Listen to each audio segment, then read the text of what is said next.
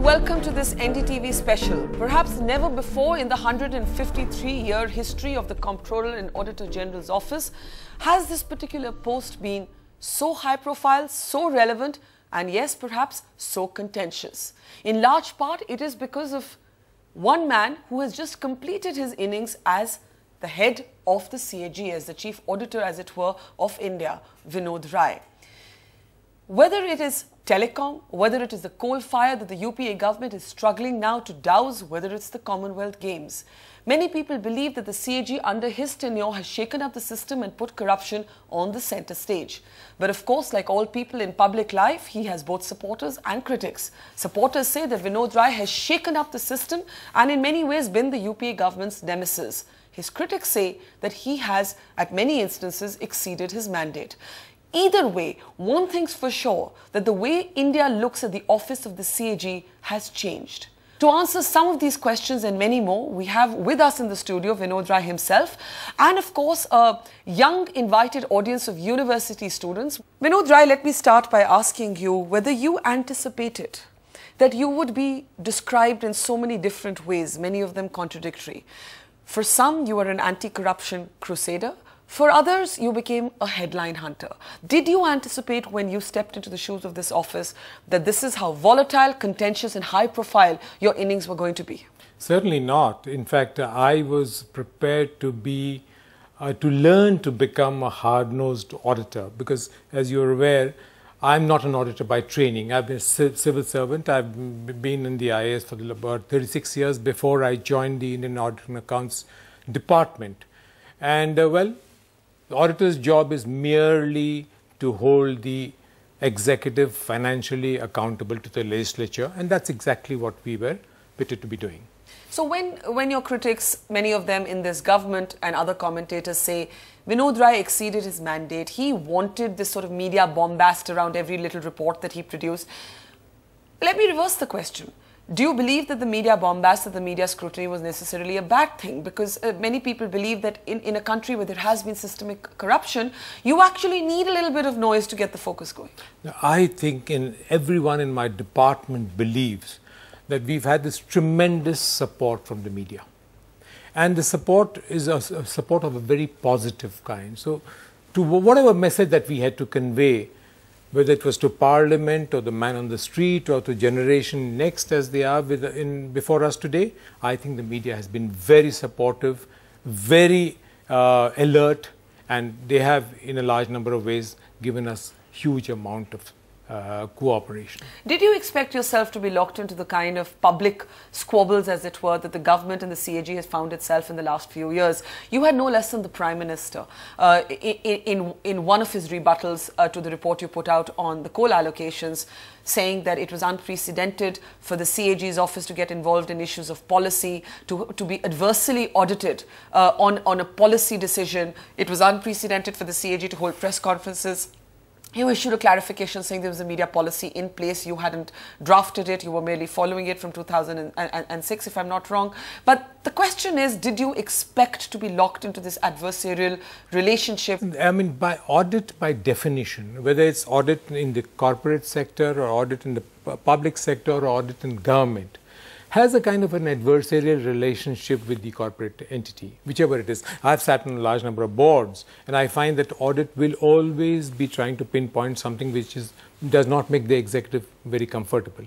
And if the audit is not satisfied by the explanation that is being given by the corporate agency, they'll qualify the accounts. Similarly, I think whether it's government and auditors worldwide have that kind of a situation arising. But if by definition an auditor is adversarial, why did we not see this kind of energy or attention around the CAG's office before you? And we may not see it after you, we don't know. No, I think, well, that's where the media comes into play. Media comes in. As I said, media has become very active, very alert. And let me also say, quite often on overdrive. So you were accused of the same thing. That's that we are accused of. That's exactly what I said, because that this synergy which has been brought about. You know, if I take you back about 40 years or 50 years, you've heard of the TTK scandal. I mean, Krishnamachari had to retire, the Mundra, the Jeep scandal. Then you had Bofors, very famous. Then you had the Fodder scam. Then you had Cargill and coffins. Then you had the disinvestment of the India hotels. I mean, whatever it was. In the present context, 2 or 3 of these issues came very close to each other, and that's how it seems to have gotten. Here's what you said while delivering a speech to the Police Academy in Hyderabad. You said governance is at its lowest ebb, the morale of the civil servant is low, the credibility of the government is at its lowest, decision making has become a casualty. This situation is deleterious for the nation. These were very strong words. Many people saw those comments as a judgment on this government.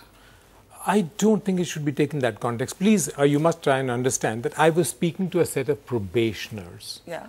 Who were going to be the backbone of the civil service of this country. They were IPS probationers. And that very day, all the newspapers carried headlines that the so-called Bombay Club, as it's commonly being referred to, or the large corporates of Bombay, had come to Delhi and were talking about something which is, was termed as policy paralysis. That's number one. Number two, in Hyderabad, or in Andhra Pradesh, there was a large number of agitations going on in the context of Telangana. The civil secretariat had been closed. Now, that is the context in which I was speaking to the probationers and telling them that, look, you have a responsibility to perform, and that responsibility is the oath that you have taken to the Constitution, not to any party, not to any individual, or not to any But do you believe that governance is at its lowest ebb and that the credibility of the government is at its lowest? These are your words. Yeah. It was said in 2009, and I was It's quoting. The same government in 2013. I was quoting. That was the headline on that particular day, and I was quoting that this is what the corporates from Bombay who have come to Delhi have told the Delhi people, that look, we have so many issues pending with government, and decisions are not being taken. In a separate interview with The Economist, you spoke about crony capitalism, and you said each coalition party has its own cronies. There can be a multitude of cronies squabbling to get a slice of the cake. Now, whether you look at telecom, whether you look at coal, actually it is about that. It is about the fact that business seems to believe that it still needs to have an unhealthy proximity with politics to actually get access to natural resources. This crony capitalism, what is its genesis? I really wouldn't know what the genesis is, but what I said was that government should be seen to be supporting enterprises and not entrepreneurs. That means, which means I need not pick and choose. What I need to do is to have a transparent process by which a selection is made, and the most capable, the person with the best professional capability should be chosen to either implement a project or take on a PPP kind of an activity. Now, in many ways, the center stage focus of the media, of public discourse on corruption began with what we now know as the 2G scam. It has become a kind of byword for corruption. However, the loss figure that you gave out of 1.76 lakh crores, I can't even count the zeros in that because I failed maths, so I'd never make it as any kind of auditor. But the fact of the matter is, it is headline grabbing, it is attention grabbing, and since then, you have had any number of challenges, both from within the Congress as well as outside, economists like Surjit Bhalla, for example, who have said that this is an outlandish figure. This was the figure thrown out to get attention because CAG reports typically did not get attention. And of course, what they cite again and again and again is the fact that when the auctions actually took place, there were hardly any takers for it, putting a big question mark over the computation of your figure. Do you stand by today outside of office and say, hang on, I could have got that figure wrong? Listen, in our report, and if you've seen it carefully, read it carefully, we brought forth 4 models. We've given 4 models of how we computed what we computed. And we've explained. And we've said in the report that you could accept any one of these 4, or you could have a 5th or a 6th or a 7th. But if you read the last paragraph of the report, where my Director General and myself, we've said that, look, the fact that there seems to have been a loss to the national exchequer cannot be denied.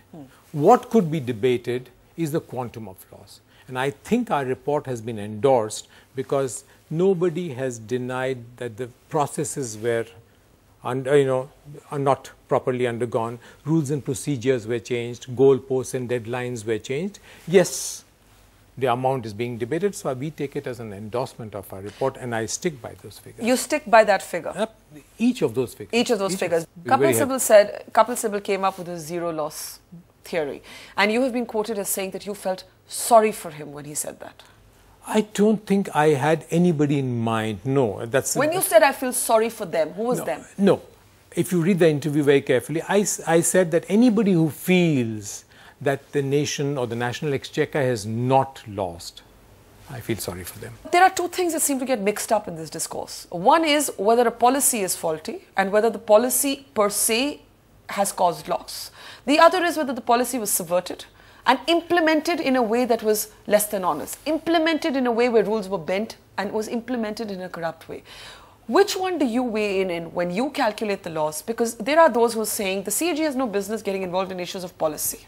Absolutely right.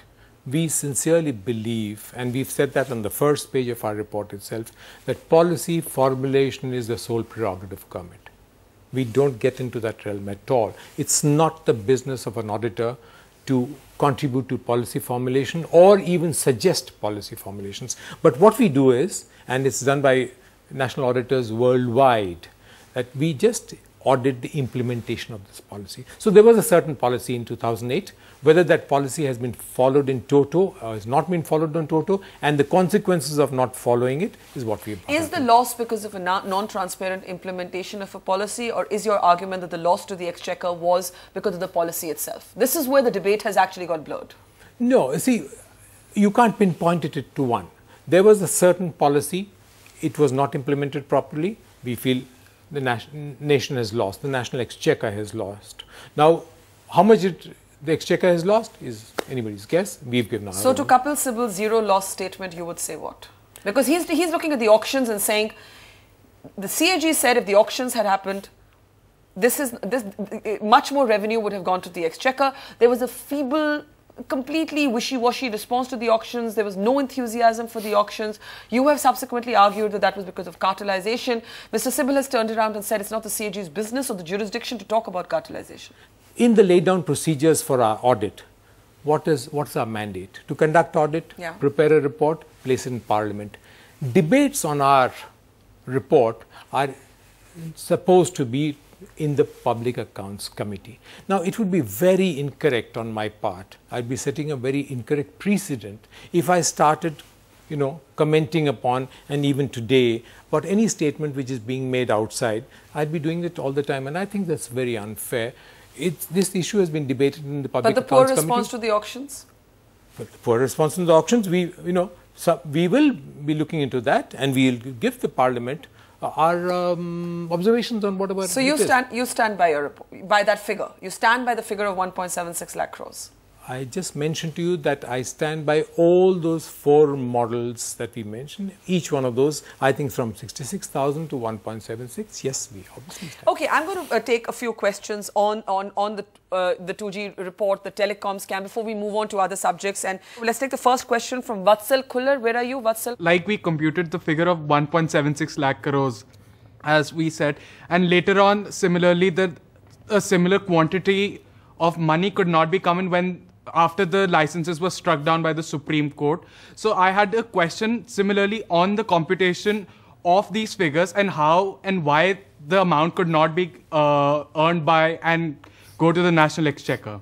Watson, look, when you are looking at a market situation, the price is determined by the market, and it is always in a certain market situation. Now, from time to time, today, for example, the rupees the dollar is about 56 rupees equivalent. Now, if you say, why was it not the same 2 years back, or will it not be the same 2 years hence? It's very difficult to determine. So, a price is determined on market conditions as obtaining at a particular point of time. So, that's why what it was in 2008 or what it was in 2010, we did not stick by only one figure.